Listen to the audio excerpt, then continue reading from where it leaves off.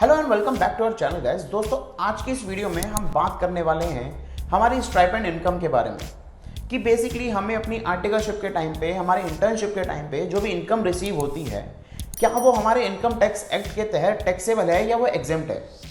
तो जुड़े रहिए इस वीडियो के साथ और चलिए शुरू करते हैं।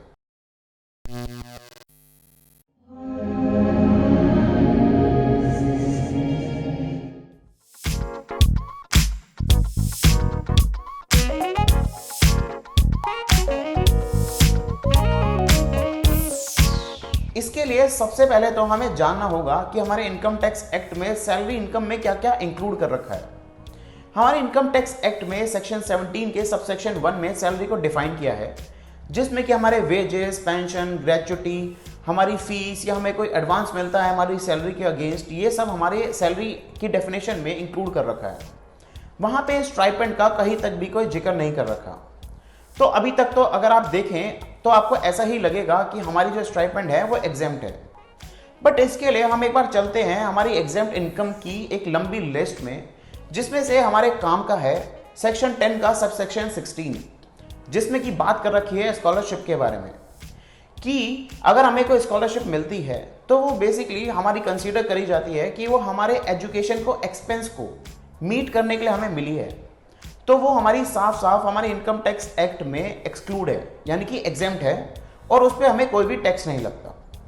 अगर हमें कोई स्टाइपेंड मिली और वो एज अ स्कॉलरशिप मिली तो वो इररिलेवेंट हो जाता है कि हम उसमें से कुछ बचा लेते हैं या वो पूरी की पूरी हमारी खर्च हो जाती है। वो जो भी है वो हमारी एग्जेम्प्ट है इनकम टैक्स एक्ट के तहत। अब हम बात कर लेते हैं स्टाइपेंड की अदर देन स्कॉलरशिप।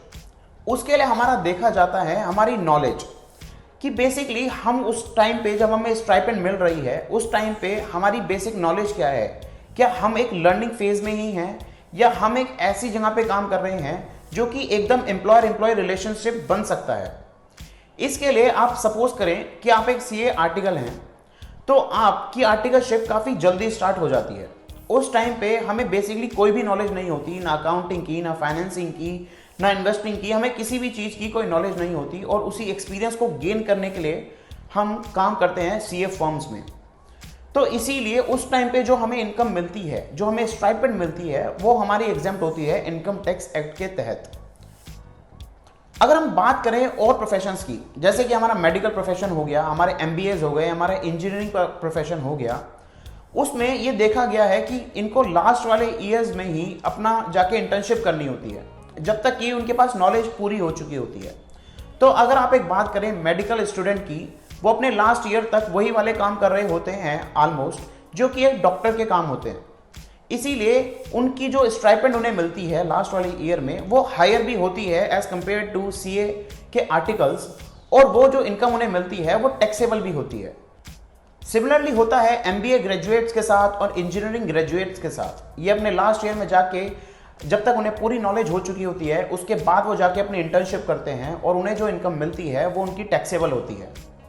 अब हम बात कर लेते हैं कि अगर हमारा जो स्टाइपेंड है वो टैक्सेबल है तो क्या उस पर टीडीएस भी डिडक्ट होगा, या फिर अगर उसको हम ऐसा इनकम कंसीडर करेंगे तो वो किस हेड में करेंगे, क्या वो सैलरी हेड में ही आएगा या वो अदर सोर्स में जाएगा।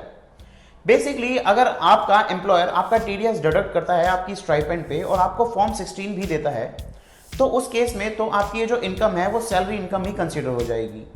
वहीं अगर आपका एम्प्लॉयर आपका टीडीएस नहीं डिडक्ट करता उस स्टाइपेंड इनकम पे, तो आपकी जो इनकम है वो तब भी टैक्सेबल होगी और आपको उसको एज एन अदर सोर्स, यानी कि income from other sources he consider करना पड़ेगा।